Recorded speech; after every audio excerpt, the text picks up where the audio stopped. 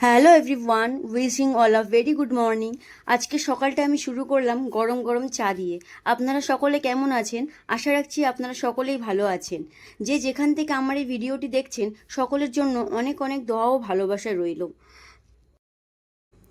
চা খাওয়ার আগে শরীরটা ঠান্ডা করার জন্য এক গ্লাস কতিলার শরবত খেয়ে দেন গরম গরম চা, সাথে প্রজাপতি বিস্কুট, কম্বিনেশনটা জাস্ট ওয়াও। আমার সকালের সমস্ত কাজ কমপ্লিট হয়ে গেছে, বাট তুবা আর ওর বাবা এখন ঘুম ভাঙলো। দেখুন সময় এখন 10:30টার মতো।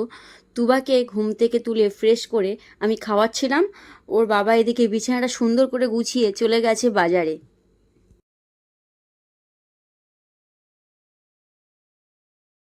দেখতেই পাচ্ছেন বাজার থেকে 1.5 কেজি ওজনের শোল মাছ এনেছে, আর সাথে দেশি মুরগির মাংস এনেছে। মা আর ভাই মিলে মাছটা কেটে ধুয়ে দিয়েছে, দিয়ে আমার ডিপার্টমেন্টে পাঠিয়ে দিয়েছে। অ্যাকচুয়ালি মা সমস্ত কিছু কেটে ধুয়ে দেয় প্রত্যেক দিন, আর রান্নাটা আমিই করি।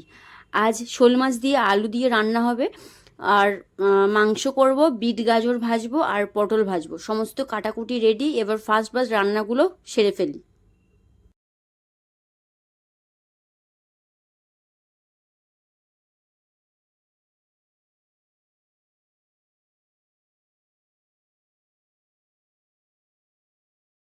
দেখতে পাচ্ছেন মাছের ঝোলের জন্য আলু, টমেটো, ধনেপাতা দিয়ে কষিয়ে কষিয়ে জল দিয়ে দিয়েছি। এবার ঝোলটা ফুটলেই মাছটা দিয়ে দিলে রেডি মাছের ঝোল।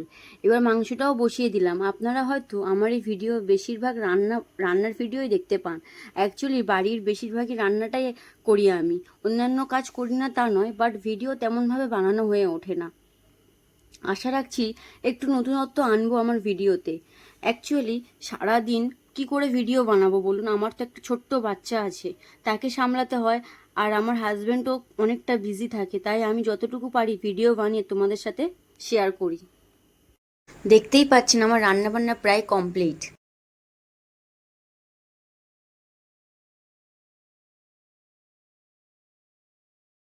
Hello everyone, good evening. Lunch করে আঁশফল নিয়ে বসেছি। এবছর মনে হয় এই শেষ আঁশফল খাওয়া। তুবা আঁশফল খেতে খুব ভালোবাসে। তারপর আবার দেওরের আবদারে চিকেন পকোড়া বানাতে হবে, তারই প্রিপারেশন নিচ্ছি। আমাদের বাড়িতে সন্ধ্যের টাইমে বৃষ্টি হলে চিকেন পকোড়া মাস্ট বানাতেই হবে। আমরা চিকেন পকোড়া খাই, আর আপনারা চ্যানেলটিকে সাবস্ক্রাইব করে পাশে থাকবেন।